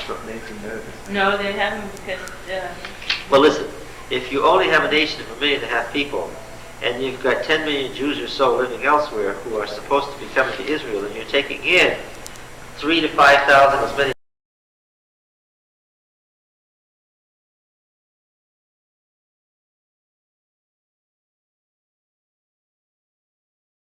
as many as 10,000 a week, yeah, there's no room. What do you have to do? Expand. And when you keep saying that what we want is greater Judea and Samaria, it's no secret what you're saying. You're saying we want to take over Syria. We want to drive the Syrians out just like we drove out the Palestinians. And we want to take over Lebanon. And we want to drive out the Lebanese. And we want to take over Iraq. Right? And when Saddam Hussein looks out there and sees Israel and sees this nuclear power, what does he say? He says to himself, well, these people are coming to get me. They say they're coming to get me. They've got a great army, a great air force. And they've got nuclear power. What do I need? I've got to get the same things and get them before they get me. Right? And the Syrians say the same thing. And that's why the Syrians are in Lebanon. Right? Yes. Isn't it fun? It all began in chapter 12. That's how you'd have to say it, right? This war began in chapter 12. has not ended. Yeah. Yeah, people forget that. They think the war with the Arabs and the Jews began in 1947. That's Abraham didn't have a son, he had Lot, his adopted son, his nephew. He kept trying to get sons and how to do it. He created the Arabs. And then he created the Jews. Right? And then there was trouble. Now chapter 14 is another insert. It's a battle report and it has language that is very strange. Some people don't even believe it's Hebrew. It's so different from the rest of the prose narrative that some people don't even believe it's Hebrew, that maybe it's a dialect of Edomite or something. That's how strange it is. It is a completely freestanding historical unit about a battle with kings from the Mesopotamian Valley. And it pictures Abraham in an utterly different light than he's pictured anywhere else in Genesis. Up to this point, and continuing, because we already know all about Abraham, how is he pictured? As a very peaceful man, and in fact, as a man who's not very self-confident in his ability to protect himself, right? With the Egyptians, we see that. With Abimelech, the king of the Philistines, elsewhere. If Abraham gets into trouble, what's his way of dealing with it? He leaves, doesn't he? Yes. But here we have a totally different picture. What is he here? He's a warrior king here. He's a strategist. He's very warlike and also very bloodthirsty. I can see why it's been edited here because this is a logical place to put it. Where it comes from and how it comes to us, we do not know. In the days of Amraphel, king of Shinar, Arwak, king of Elasar, Kedorlaomer, king of Elam. Now we do have a name there that's actually an historical name that we can pin to. Right? We actually have an Elamite king that we can say, yes, we know him, we know who he is. We've got his name, we know when he reigned. Tidal, the king of the Goyim, which is just obviously the nations, right? These kings made war with Bera, king of Sodom, Bersha, king of Gomorrah, Shinar, king of Admah, Shemiba, king of Zeboam, and the king of Bela, that is Zoar, and all these joined forces in the valley of Siddim, that is the Salt Sea.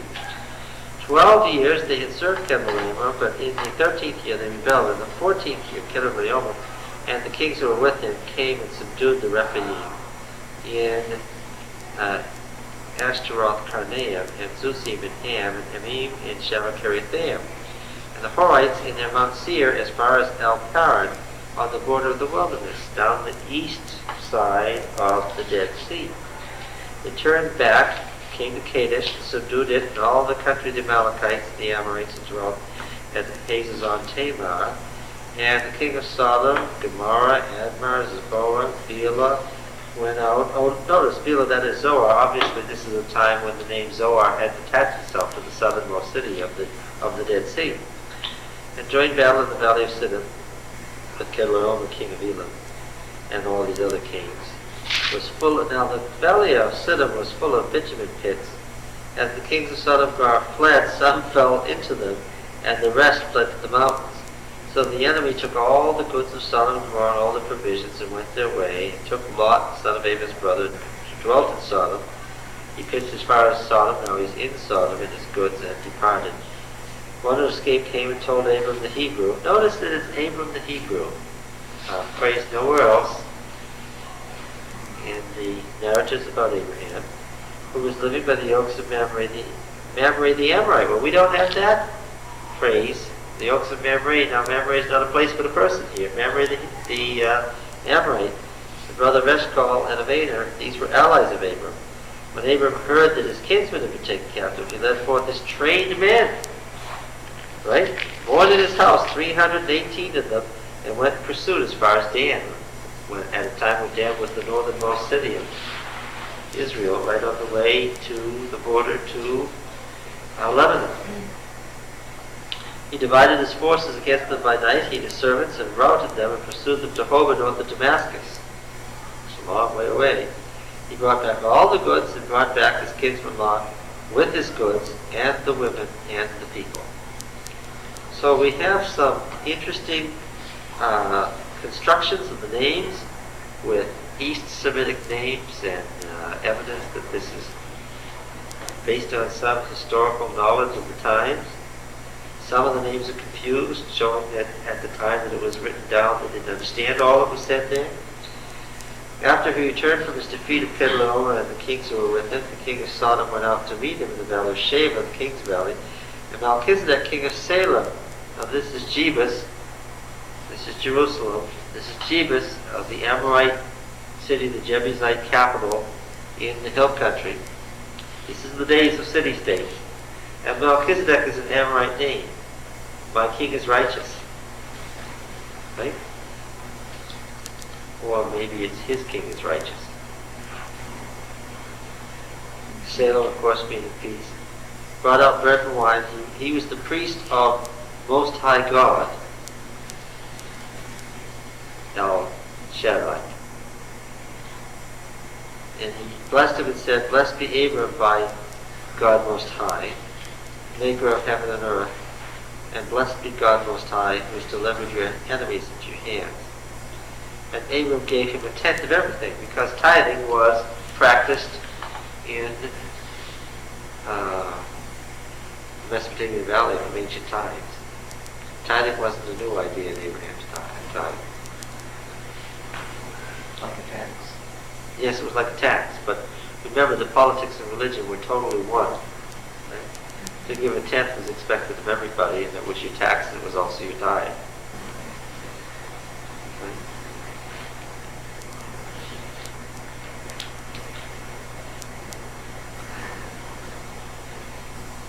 The tax rates are not just 10%. That's right, yes.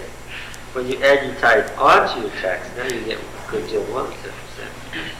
And the king of Sodom said to Abram, "Give me the persons, but take the goods for yourself." Abram said, "I have sworn to Yahweh, God Most High." Notice that. Yahweh, God Most High, makes an identification. "Maker of heaven and earth, that I would not take a thread of sandal thong or anything that is yours, lest you say, I made Abram rich.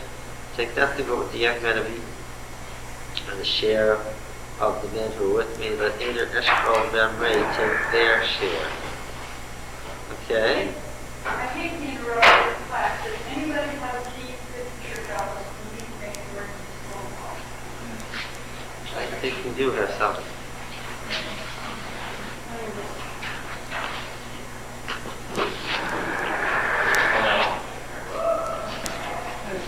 Fish. No, let's Oh, you see. go.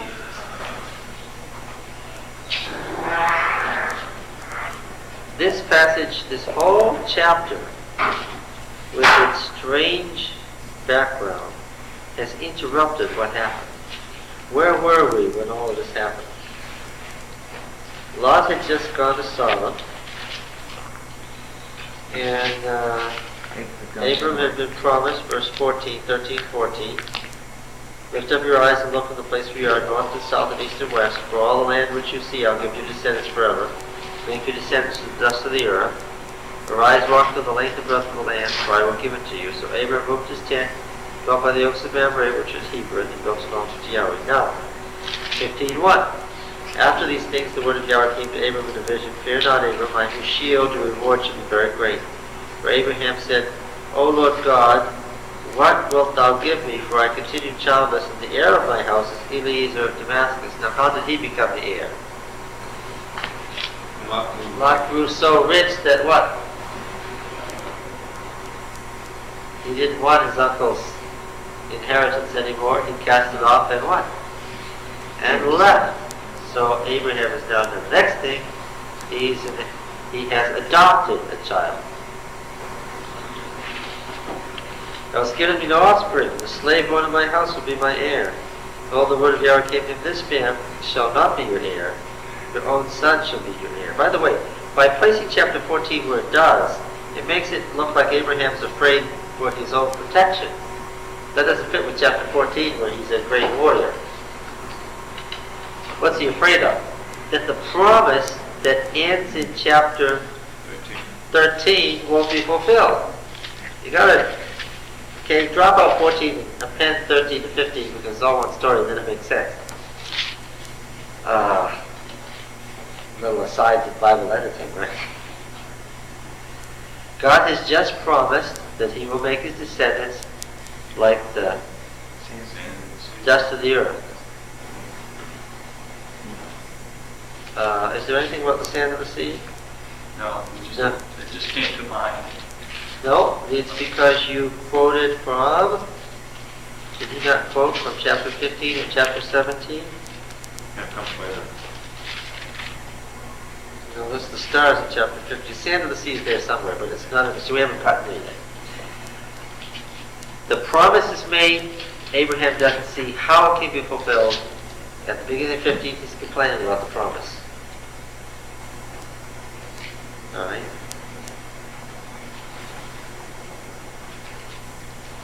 Did God do this because he wanted to keep Abraham humble, or keep him kind of keep a thumb on him without giving him an heir that could go off and have more heirs within his own lifetime?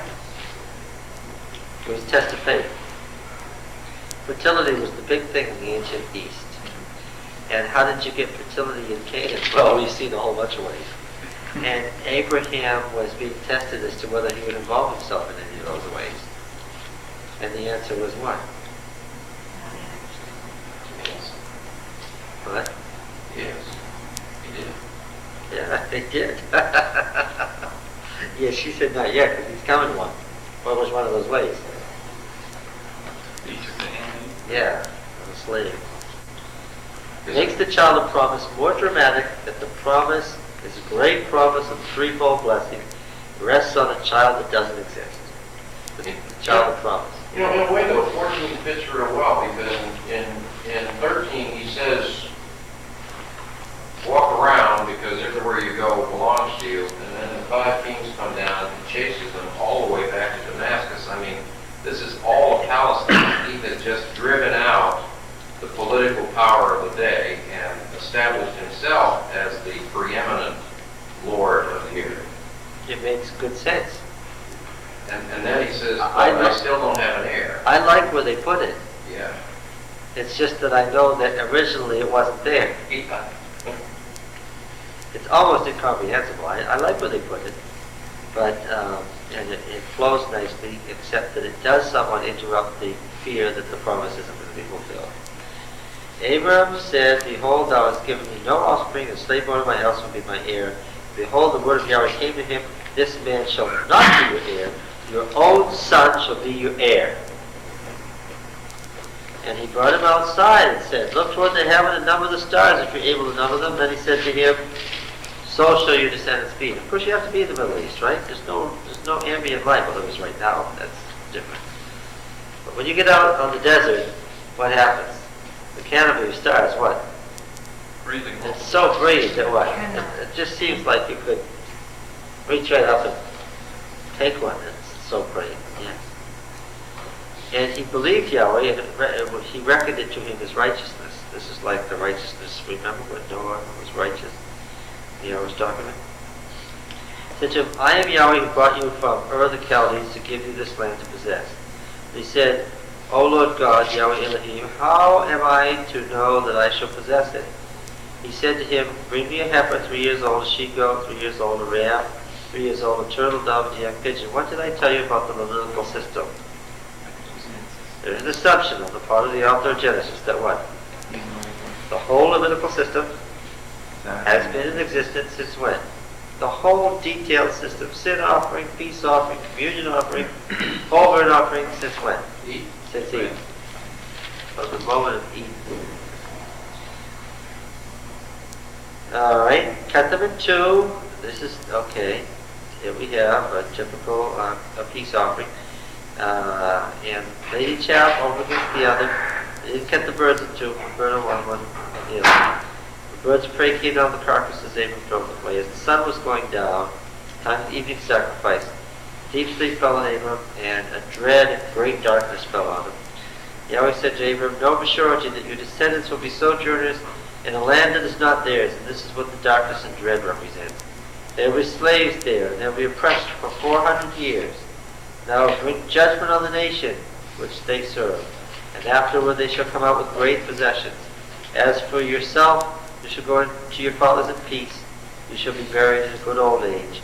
And they shall come back here in the 4th generation, for the iniquity of the Amorites is not yet complete.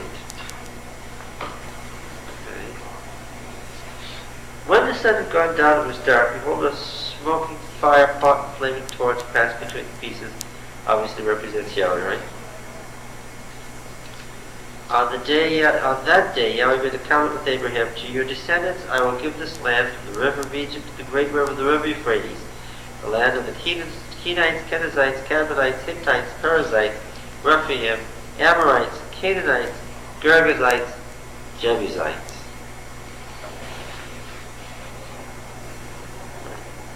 Communion offering, second promise of covenant, second covenant making. There, second covenant making. And Sarah, Abram's wife, bore no children. She had. Do you see this at the beginning? Now it's part of a cycle of story. You tell them different stories tonight. But Sarah, Abram's wife, bore no children. She had an Egyptian maid whose name was Hagar. This is ironic. Why? They're going to the land where. Well, we haven't said what land it is yet. They're going to a land where they're going to be enslaved 400 years, and now here's the Egyptian woman. Yahweh has prevented me from bearing children. Go into my maid, and that I shall obtain children by her. Amorite law. If the wife doesn't provide children, she can be what? She can be divorced, or, of course, to be divorced and you're tried by a certain death because you'd starve to death. What else could they do? They could just get it over with by doing what? They could just kill the wife. Burn her to death was the acceptable way. She could be dispossessed. If she was dispossessed, this is a tribal society. There was no such thing as individuality. Actually, we're all making it on our own, right? We have a sense of unity, but we're all making it on our own. I'm doing my thing, you're doing your thing, trying to make. Hopefully you can make it, right? I may not find out till you're nearly dead that you're not doing well. But this was a tribal society. This was what happened in West Africa when the Adventist Church said to the brethren, put away all your second and third wives. What happened? Some of those second and third wives became prostitutes, and some of them starved to death. Good idea? No. When God had to deal with polygamy in the Old Testament, what? He made laws to let it die out. He didn't what? Didn't consign people to prostitution or starvation. Alright, now, in this tribal society, to be put away was to be doomed.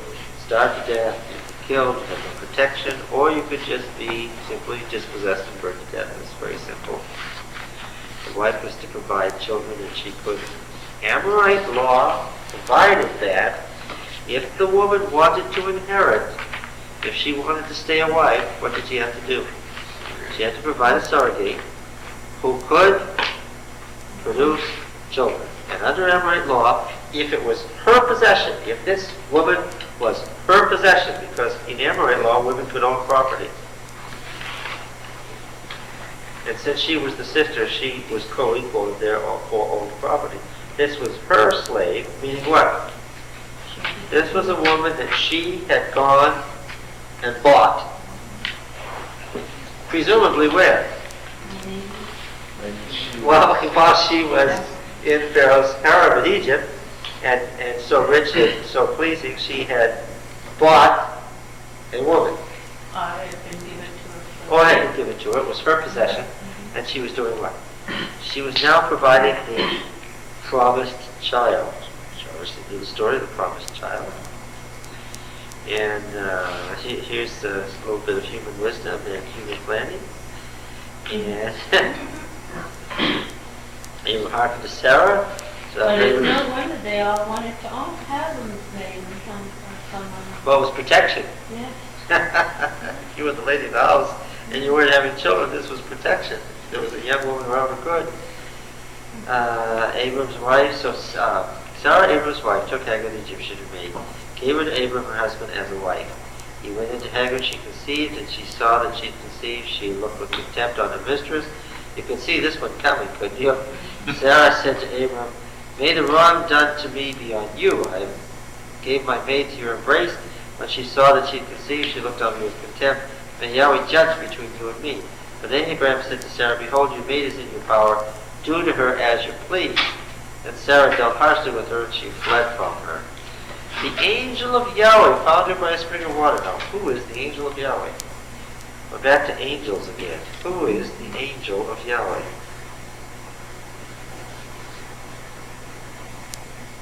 No, don't everybody babble on at once.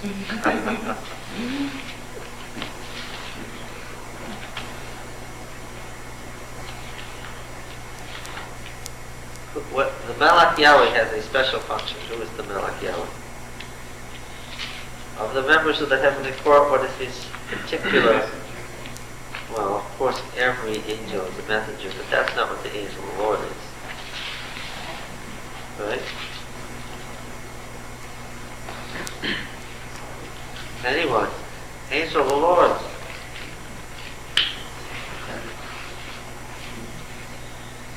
Joshua 5, verse 13.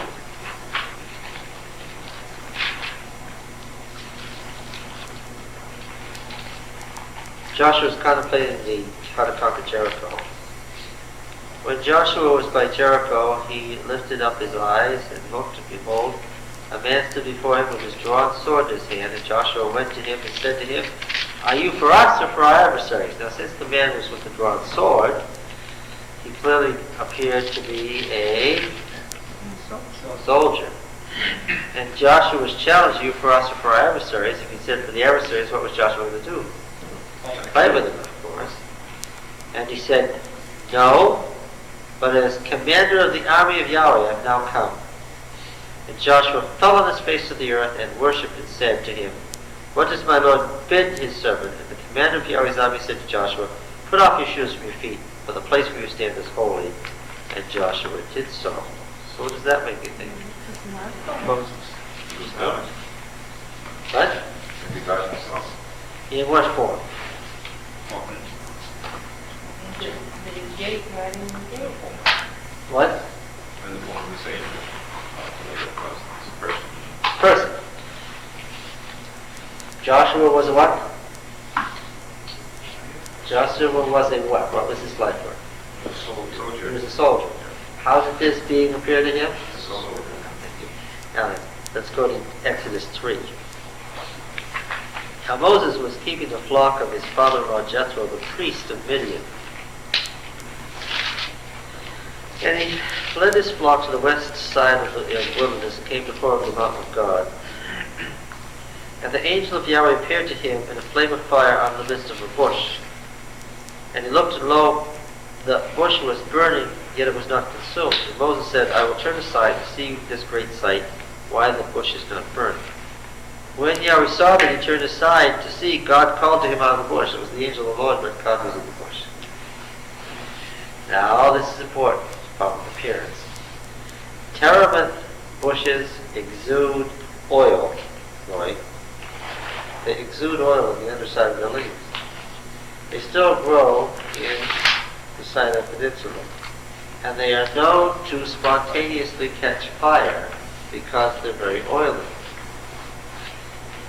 It was not the fact of the burning bush that caught Moses' eye. He was not impressed with the fact that the bush was burning. What impressed him? It didn't go out. It burned up. Why was he not impressed with the fact that the bush was burning? Because what? I've seen before. Bushes burn in the Sinai Peninsula. They do that. So now the angel of the Lord appeared to him in what form? As a bush that burns. And he what? He'd been there for 40 years. Being a shepherd in the wilderness, he what? He was used to burning bushes. But to the soldier, he came as a soldier and so forth. To the wife of Manoah, the father of, what's his name come along here? Samson. He appeared to be a prophet. She thought a prophet in particular son was, right? So what can I safely say? The angel of the Lord is indeed a messenger, and he appears in what form? And in fact, it is the deity appearing in what?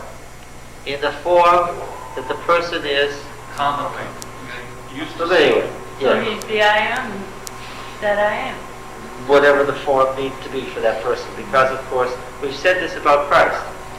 To the angels, an angel. To man, a man. Now, the angel of the Lord found her by the spring of water in the wilderness. What do you think she thought this person was? All of these oases had what? Had water keepers who sold you the water for a price, the master of the oasis, right? And she doubtless thought what? He was the guy who would decide whether or not she could have any water. Right? But that isn't really what was going on at all. Right? So we're going to find out more about that. And then we go on to the third restatement of the covenant, Genesis 12, 15, and 17 next time. The three statements of the covenant to Abraham, chapters 12, 15, and 17. And then we'll go on to 18 and 19, a truly great story about Sodom and Gomorrah and the other one. What was the other city? Zoar. And all of that has to happen. And Abraham and Abimelech and lying about his sister, all of that, we have to go through all of that before we even get to Isaac. One of the fun trick questions is, how old was Isaac when Sodom was destroyed? It's a great trick question because what's the answer? He hadn't been born yet. Try that out on somebody.